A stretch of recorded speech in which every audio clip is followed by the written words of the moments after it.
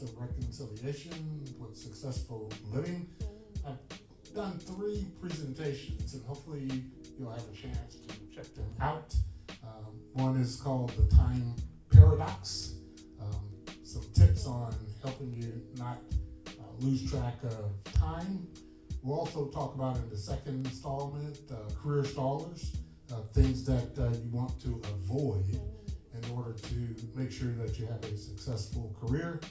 And we'll wrap it up with don't blame it on the game. And so how do you recover when things go sideways in your career? So hope to see you there and enjoy the presentations, and looking forward to any questions you may have. Happy day to you. Thank all of you for joining us. We're here at the Greenville campus, 1427 Sweetie Launch Road, and to, of course, the Mother campus, Hodges. We thank you. That is at 210 Pansy Road, Hodges, South Carolina, and of course to the virtual campus. We're going to do in this segment just a chat. What would you tell your earlier self? And of course, all to our global connections, we are grateful. This is just going to be an open chat between, I call him the great Daniel O'Neill Cohen and myself. We grew up together with 2 peas in a pot. I looked at the photo and I said, man, we need to go get a younger photo of us and look. And so I love his career and what he's done and what he brings to corporate America, as well as what he brings to the body of Christ. So we're going to have an open chat, and I would say to where you are in 30 years of being in your career, what would you have told your younger self that may help one of those groups, the millennials, the Gen Zs, and I think now up and coming of the alphas? What would you have told your younger self? That you weren't the smartest person in the world when you thought you were at 19. You didn't have all the answers. Okay, yeah. I thought I knew everything. I would tell myself, you're definitely wasting time, valuable time, on things that aren't going to really propel you to where you desire to go. And I'd say the first 10 years of my career, I didn't focus enough on my formal education. Finishing the 4 years, finished the 2, but didn't finish up the following 2 because I was really being moved up the organization without having the formal 4-year degree, simply because of my ability to get things done. But then the world changed, and the rule was you can't have this job unless you have a 4-year degree. Excellent. And so I wasted, by the time I did figure it out, I was at halftime. And what would you call halftime? 20 years in. Wow.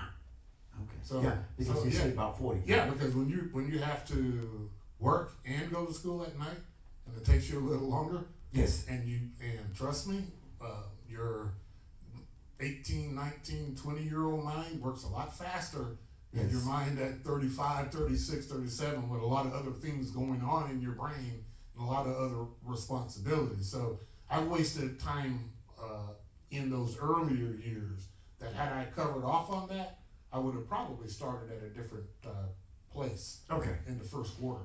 Okay. Mm-hmm. So you basically think we have 4 quarters in our life? 4 quarters. Tell us about those 4 quarters. First quarter is like the first 10 working years of your first career. 10 years, okay. Add 10 more years, you're at halftime, 20 halftime. years, okay. 30 and 40. Typically we have about a 40-year span. Okay. Typically. And so within the first 10 years, I had some great jobs and everything, and I was moving up. I had a lot of people sponsoring me, moving me, had a lot of coaches, mentors, but I wasn't really taking care of the things I needed to take care of on the formal education side. I eventually did it, but had I done it in the first quarter, I think the game would have been different. Oh, it must have been. Now, I'm not saying I regret right. where I'm at right. and where I landed, but I think I probably could have fulfilled more of my potential because I didn't waste time. Again, those seeds that you plant or don't plant will come back. They will come back, and they'll either give you, if you want pears, they'll give you some pears, but if you don't plant the pear seeds, I got a couple of apple seeds. Apples. Got to go for grapes. I had to go back and plant my pears. Had to go back and plant your pears. Yeah. Well, and that's a point thing, and I think sometimes too many people try to group themselves with other people than actually finding out their destiny. And most of the time, your destiny coming from where we came from is completely different than the outcome of the people we grew up with. Right. Can you speak to that? The outcome of our, what are you talking, outcome of? Well, your skill set and where we came from, Mm-hmm. okay, because that's our roots. Yeah. Most of our people worked either in blue collar or Oh, yeah, most manufacturing. people, blue collar manufacturing. And so I always try to tell people that your gifts and talents may not fit your culture. Right. Yeah. It's your gifts and talents should be, that should drive you. And not just because everybody goes and does X, so I'm going to go and do X. That's the pattern. And no, you don't, not typically is the pattern. Or someone may go and get a degree, but they don't do anything with it. That's wasted time too. You have to get the right degree. Right, the right degree. How would someone do that? Would that be because you need to evaluate it before you pursue it? Yes. And see what the life cycle of that particular degree is? Yeah, if you're going to spend time in that field and you're going to devote 4 years, sometimes 5, 6 years to pursue even master's degrees or 2 years of associate's degree, if you're going to spend time doing something to get that piece of paper, you should know how you're going to use it and what you're going to get out of it. Now, sometimes you may start out to want to be an engineer, but you may find that paper can help you pivot and do something different. But without it, you can't. Now, there's a big debate right now on degrees, the value of degrees, and what do you really get back for it, because it's so expensive to pay back the college tuition. Correct. And so, but to me, it's how do you plan where you don't have to be so dependent on the college tuition? What do you mean, Dan? Well, there are companies that will pay for your degree. Right. That's true. And I think it also goes back to a custom. And what I mean by that is, and don't lose your thought, is there are parents that plan to have children, and then there are people who just have children, but have no vision and goals and no financial stability for the children they have. And so there are those that have education and they've had, and I got to study something. I know about the 529, but I heard there was something new came out. Have you heard of the 702? I've heard 702, but I'm not versed on it either. I've heard about the 702, and it talks about building your child's future. Now, of course, with the way tuition and everything is going up, but when we came along, many people didn't have vision of our age group going to school. No. And understanding the value of even going to a community college and getting a certification. It was pray to get a job and stay on there till you retire, and everything was centered around struggle and survival. It wasn't about life and planting and retirement. You just work till you die. And so this is one of the things that you're saying is that, yes, there are companies that will invest in you. I know Megatronics was a big thing here. I don't know how long ago. It was a couple of years ago, where if you finish your first 2 years, they would pay for yours, but you had to work for them 3 years. Because in the companies that are in this area, I talked with a recruiter, and she said there were 53 companies. That was a bidding war for people who were equipped with Megatronics. You come out every year, they're getting a $15,000, $25,000, $30,000 raise because they're trying to keep up with the automation part. Absolutely. And so when you think about now, the opportunities for young people now are way more available. It's just an immense amount of opportunities because of the technology boom and the things that are happening in a lot of sectors that are driving. If you listen to read about most CEOs and what keeps them up at night from growing their businesses is the lack of talented people to get them from where they are to where they want to go. And so, most of these jobs require degrees, many don't. Many pay a lot of money, but you have to be a critical thinker. You can't just, you have to have some skills and be able to deal with the types of technologies. Even in the manufacturing world now, it's not like the manufacturing of 40, 50, 75 years ago. Okay. Well, the manufacturing facilities of today are highly automated and highly technical, so it requires a different skill set, even when you're walking into the entry-level manufacturing floor. And to lead within those types of organizations, takes a different skill set and talent. And so, but there are a lot of opportunities out there if people want to just put in the critical time to go after it. You have to develop yourself to do it. So develop yourself. You cannot hang out with the group and develop yourself.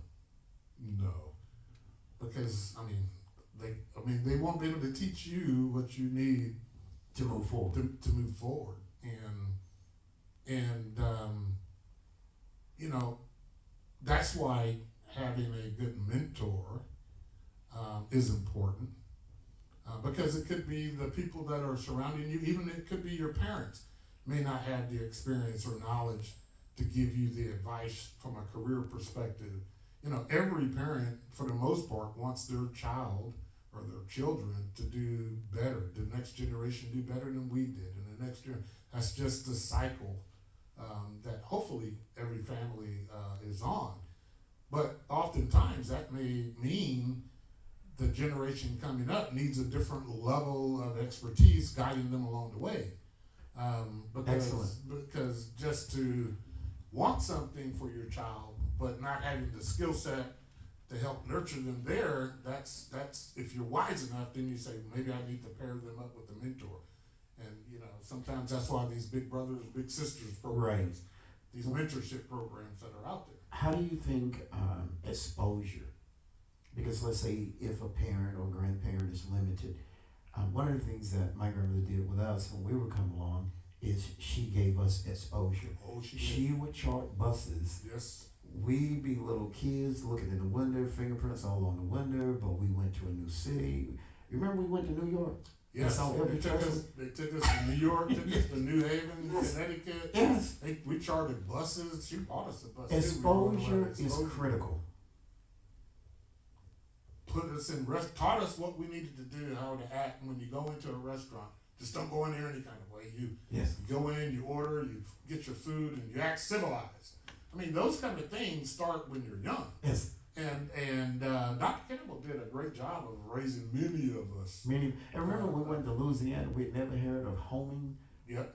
And we were used to grits, and yep. We stopped at a place, and they saw these little and we had to get haircuts and all that stuff, and she lined us up, and it was about 25, 30 of us? Yeah, bunch of us. And we all knew, and we were sitting on the menu talking about, where are the grits, and this particular part of the South, they had a thing called homing, and so exposure is critical. Yes, you can almost tell if somebody's been exposed, and you can tell when people haven't been. But when you expand your horizons and you know more, that's good. To me, that's a good thing. I was lucky. My father was in the Army 21 years, and so we lived in, born in Georgia. We moved to Germany, then moved to Arizona, then we moved to South Virginia, then South Carolina. And so I was always that new kid into school, having to learn new cultures, new people and stuff. And so that having just being exposed to different people, didn't realize it at the time, but it was reaping benefits then. But also have friends down here in good old South Carolina, down in Greenville County, down in Simpsonville, where I had a friend. He never left Greenville County, and he was in his late 40s then. Never left Greenville County, and never wanted to leave Greenville. Never left Greenville County. And by that time, I was sitting there, and every time I would come home, I look him up, we chat. We great conversations, but he was just a local, real local guy from around the corner, and I'm sitting there thinking he's never left the county, and I've already been to the Netherlands, Spain, Germany, um, uh, Mexico, Canada, Brazil, Argentina, Peru, Singapore, Thailand, the Philippines. I can go on. All of these, Guatemala, all of these countries in and out of, and tasted all their food. But one thing that was consistent in all that travel is people have kids. People wanted their kids to do well, and they wanted their families to be in a safe environment. It was like consistently. I don't care where in the world I was. There are consistent norms in human nature, and it's good to see that. But I could never find myself, if I was just confined to not only one state, one county, but just a perimeter within that county. It's like, man, the world is so much bigger. Yes. But I think he got so stuck that he was afraid of moving out, and he moved in this circle, but moving out. Okay, so now let me ask you this, and this is just chat. So you're more than welcome to when you see the video to chime in and chat, and we will follow it. What would be 3 things you could tell a person who has, and I was saying most people have potential, but you got to take that potential and build it into substance. What would you tell that person who is, I hate to say, still trying to discover, or either they're still stuck when they could maximize? How do they get out of the shallow water? I guess that's a way of saying it. Well, the first thing I would do is have them go back and revisit whatever goal they have and really pick that to piece to see if they're being stuck because of the lack of a full development plan to drive them towards the goal. Because they may be working on the wrong stuff. And that's when I talk about, in short, I would try to make sure that they're putting in effective effort. Effective effort is you're working on the right stuff. It's okay to be working, but you might be spinning like a hamster on a wheel. I'm working on, but I'm still going in circles. I thought I would be in China by now, but I'm still going in circles. No, get off that hamster wheel. Right. Here's your path to get there. Right. And so I look at the goal, look at their plan in full detail to make sure that, and then I'd start looking, okay, what are you working on? Oh, there's the gap, there's the effective effort. You're putting a lot of effort over here, but you should be valuing this, and this is where you put your time, and then redirect them that way. And then once they start seeing, celebrating those small successes, they'll get that momentum, and then they'll start moving. And so that component, and then the second piece I would probably have them focus on is, okay, you've been working on this and you feel like you're stuck, maybe you may have done some damage to your image. So I'll circle back and say, okay, have you really, while you're stuck, is maybe did you do some damage and alienate some key stakeholders out there that could have invested in you and your business or your product or you, or is it something about your image that is causing people to shy away, key stakeholders to shy away? And do that full, that 360 I talked about. Right. Do that full introspective analysis would be the second component to make sure that that's okay. And then the third thing I would have them do is then focus on, okay, what does success really look like, within the next year. Okay. I would be like, okay, write a letter to yourself, and you're gonna open this 1 year from today. Okay. Where you're supposed to be, and just kind of forget about it, and then come back to it a year later, and that's the accountability piece back to themselves. Okay. So it's kind of like taking a step back, looking at the start of where they think they may have started, but they're stuck. Okay. Write a letter to yourself. What are your goals, and a year from now, revisit it? Mm-hmm. You had a question? You sure? You're gonna ask a question? Okay. All right. Anything else you want to share? No, this has been fun. It's been great. It's good to be home. Good to chat about careers. Yeah. And one of the things I've often like to make sure people remember, and if you watch some of the previous videos, my quote is, dissatisfaction is the base for progress. Once you become satisfied, you become obsolete. And I think if people can remember that and just remember, to pace themselves and do things within their speed and not get caught up into what others think about what you should be doing when it comes to your goals, and then plan your career. It's best to plan.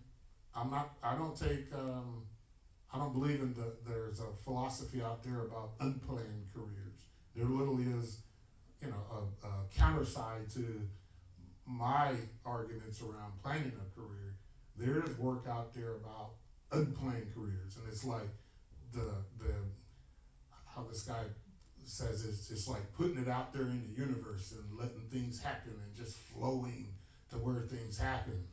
And I'm like, okay, you flow where you happen. You'll be on, you're thinking you're going to Columbia, South Carolina, and you're just flowing. And next thing you know, you wind up in Mobile, Alabama somewhere, because you just went with the flow. You got to dial things in. You got to GPS things in. And that's true with your finances, because I've talked to people that are from the surrounding area, and a lot of them will use this terminology, I'm just living life. Ooh. And there are people who just don't expect much. So what would you say to people, if you want something for your children, would you agree and say that the best example they should have, it should be you? Exactly, it should be you. The best example should be you. That's the closest example they have, and that's who they will grow up and emulate. Yeah, and so I'll give a shout out to my my stepdaughter, who actually I call her my daughter, when she was growing up, and when she went to school, she kind of paid for it herself. She went and got her master's degree, paid for it herself, and she did a lot of good things. But when she pressed start on her career, HR. I'm like, whoa, why she chose HR, bro? Okay. But when I asked her why, she didn't want to be an HR business partner like me. She says, no, I'm going to be an executive compensation. I said, why executive compensation? Because they make the most money in HR. Well, she had her values. She knew exactly where she's going. She knew where she was going. So I'm like, okay, I can't argue with that. You started out in HR. Yeah. So, but somehow she probably was watching me and the work I did. And yes. I think I want to do that. Okay. So you don't never know the impact that you have. And it should be a positive impact. Positive impact. And I want to go back to something that you were saying about physical presence. I think that's the term you use. Yes. You wouldn't want a person who looked like they just came from the beach to do surgery on your children or your grandchildren and then to have no credentials to do the surgery. No one's trying to change your personal life, but to be successful, it does have something to do with image. Oh, it absolutely does. Physical image, your style, how you dress, how you articulate. I'll give this, I said to anybody that wants to be whatever it is you want to be, especially if it's in the public speaking realm. The best teacher you could have is to watch the Weather Channel. The second best teacher you could have is the technology that we have today. Record yourself and then click on closed capture. And if closed capture cannot interpret what you're saying, then how effective can you be with people?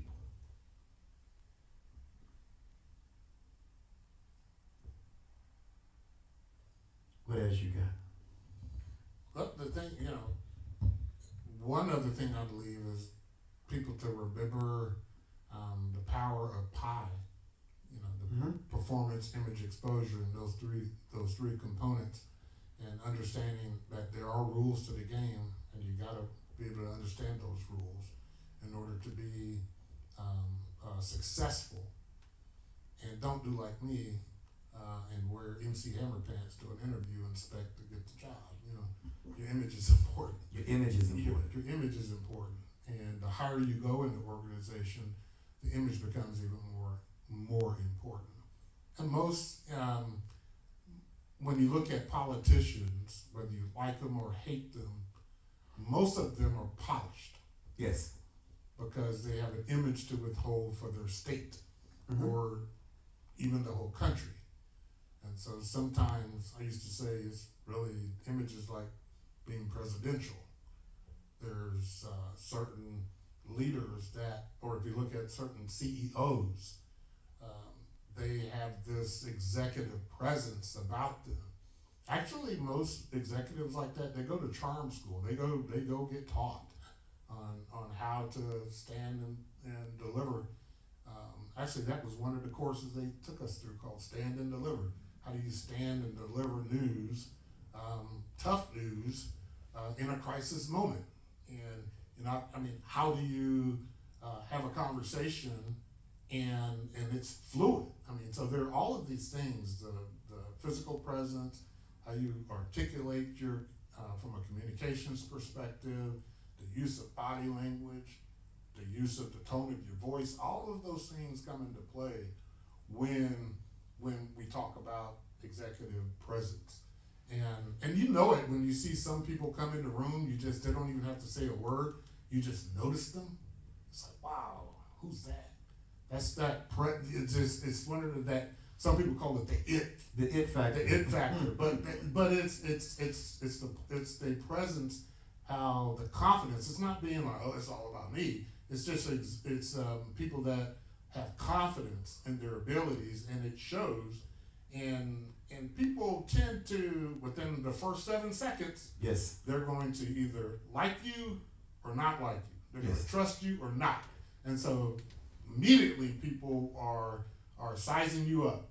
The next time you meet someone and just follow their eyes, a lot of times they're going to look you from the feet, head, they're going to quickly glance you up and down. It's just psychology. It's just, can I trust this person or not? And sometimes you run into people and your gut just tells you, oh, well, look out. I mean, your body even tells you how to feel about somebody sometimes. But, you know, that's important in every organization, the executive presence. So as you move up the organizational ladder, that image becomes even more important. And who knows you is also important.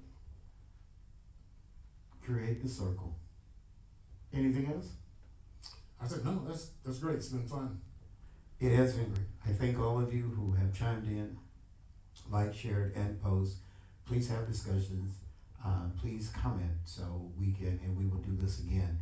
And I'm ecstatic because I believe the body of Christ needs all the elements of teaching and making us aware, especially in the realm of being an earthly citizen, as well as being spiritually prepared for eternity. I thank you again. House of Reconciliation, thank you. Successful Living with Reginald Campbell, thank you. We'll see you soon.